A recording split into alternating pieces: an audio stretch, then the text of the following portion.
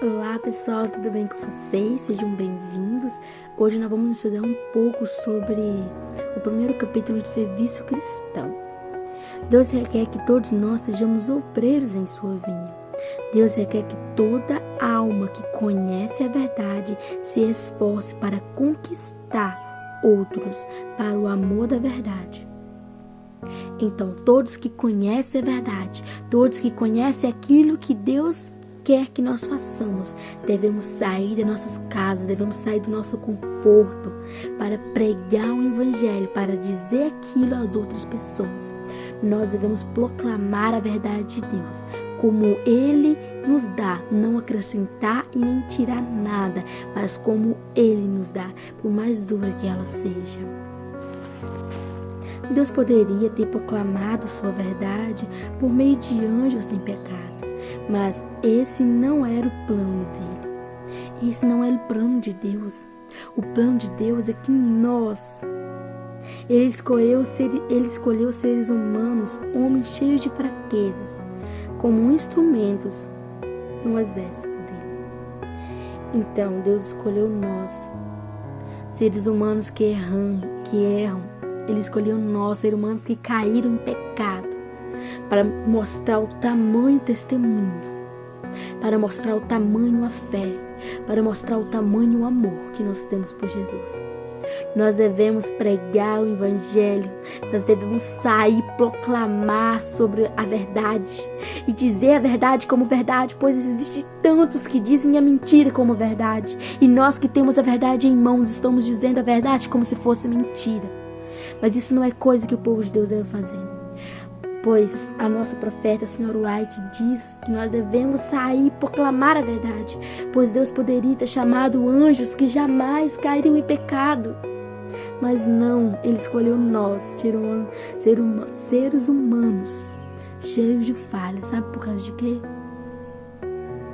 Porque Ele nos ama do jeito que nós é. Ele nos amou antes que nós amássemos Ele.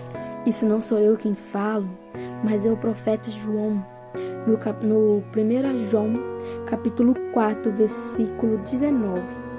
Nós amamos porque Ele nos amou primeiro. Então nós amamos a Deus porque Ele nos amou primeiro. Nós amamos a Ele porque Ele buscou o nosso amor. Ele conquista o nosso amor. Nós não merecemos o amor de Deus. Nós não merecemos entrar na presença de Deus. Mas o amor dele é tão grande por nós, mas tão grande, que Ele nos chama assim. Ele nos chama antes que nós buscássemos Ele. Porque Ele sabia que se Ele fosse depender de nós buscarmos Ele, nós jamais teríamos a salvação. E sabe o que é engraçado? Muitas pessoas pensam que depois do pecado, Deus afastou do ser humano. Mas na realidade nós podemos ver em Gênesis capítulo 3, versículo 8, está assim: quando ouviram a voz do Senhor Deus, que andava no jardim pela viração do dia, esconderam-se da presença do Senhor Deus. O homem e sua mulher por entre as árvores do jardim. Não foi Deus que escondeu do ser humano depois que eles pecaram, não. Foi o próprio ser humano que se escondeu de Deus. Deus nos amou tanto que mesmo Ele sabendo de tudo aquilo que aconteceu, Ele não foi direto criticando, Ele não foi batendo, Ele chegou assim e chamou o Senhor Deus, o homem, e lhe perguntou: onde estás?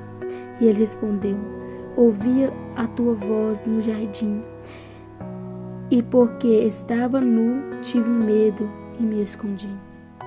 Ele teve medo de Deus. Ele teve vergonha de Deus. Ele teve vergonha daquele que ele vivia livremente, sem medo, sem vergonha. Tenho certeza. Não, eu não tenho certeza. É a verdade. O pecado nos faz afastar de Deus. Não é Deus que afasta de nós. Muito pelo contrário.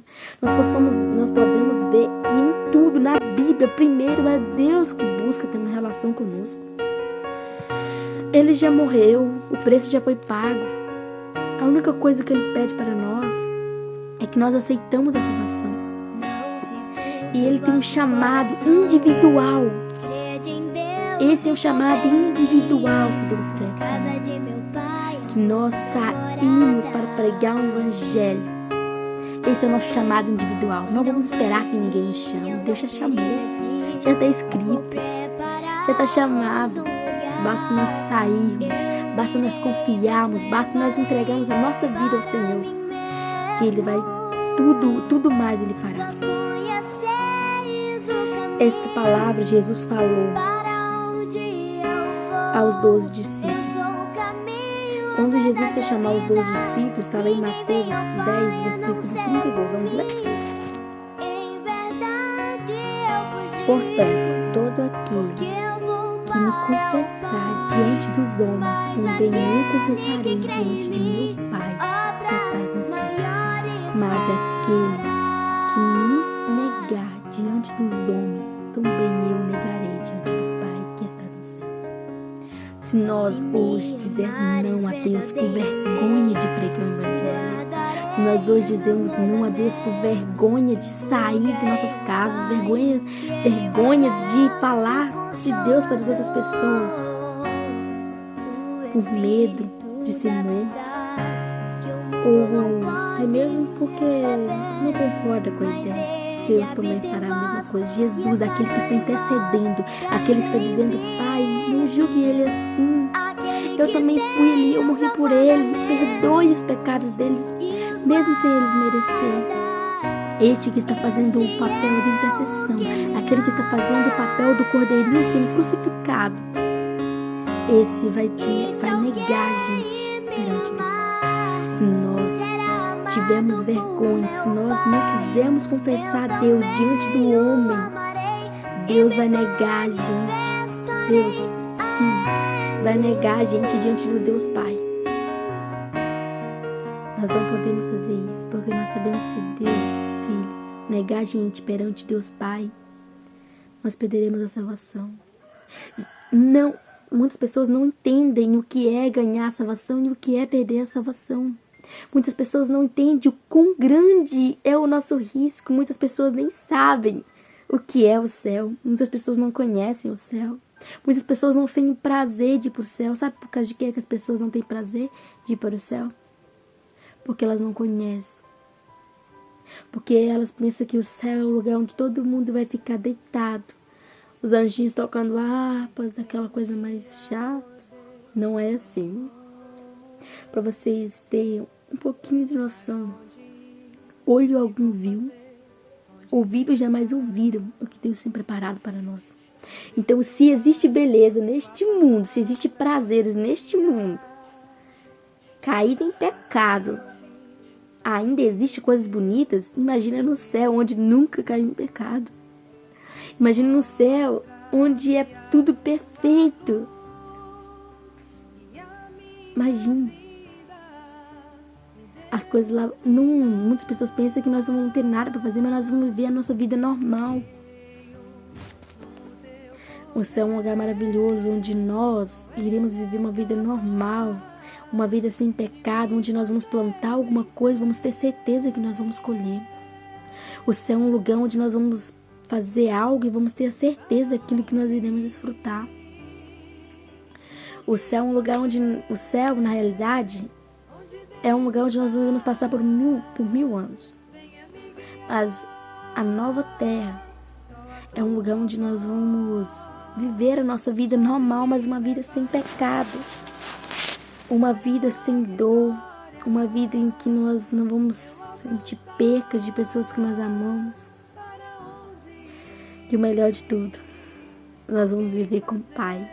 Nós vamos viver com o Filho. Nós vamos viver com o Espírito Santo. Talvez eu falando não dá para nós vermos o quão grande o céu, o quão grande as maravilhas de Deus para nós.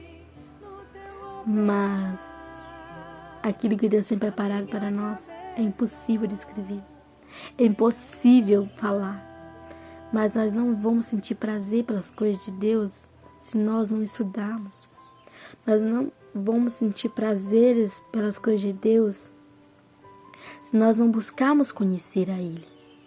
Nós não vamos sentir vontade de estar com Deus se nós não esforçarmos nem um pouco. E nós devemos levar essa mensagem que Jesus nos promete de um novo céu e uma nova terra. E nós devemos proclamar essa verdade sem vergonha, porque se nós tivermos vergonha, Jesus também vai ter vergonha de chamar o Pai, de falar essa pessoa inocente para o Pai. Não vamos ter vergonha. Vamos ser pessoas fiéis a Deus em qualquer momento, em qualquer situação. Pois Ele nos ama, Ele quer o nosso bem. E para nós conseguirmos levar essa mensagem adiante, para nós conseguirmos ter uma convicção do que é amor a Deus, o que é aquilo que Deus tem preparado para nós, nós precisamos ter um vínculo, nós precisamos ter uma relação com Deus. Nós precisamos ter um relacionamento sincero com Deus. E Ele vai nos fortalecer para que nós não venhamos cair do caminho, para que nós não venhamos sair do caminho e nem correr risco de ser enganado. Nós precisamos de conhecer a Deus. Nós precisamos de buscar a verdade. Nós precisamos de nós mesmos sair e querer ouvir a mensagem. Nós precisamos de nós mesmos aceitar a Cristo e confiar. E eu quero falar umas últimas palavras para terminar o vídeo, que eu espero que seja uma palavra de ânimo para vocês. Pois esta é uma palavra que Deus nos promete. Essa é a mensagem de conforto para vocês. E para mim e para todos aqueles que querem seguir a Cristo. Está em Mateus capítulo 5. Bem-aventurados os humildes de espírito, porque deles é o reino dos céus.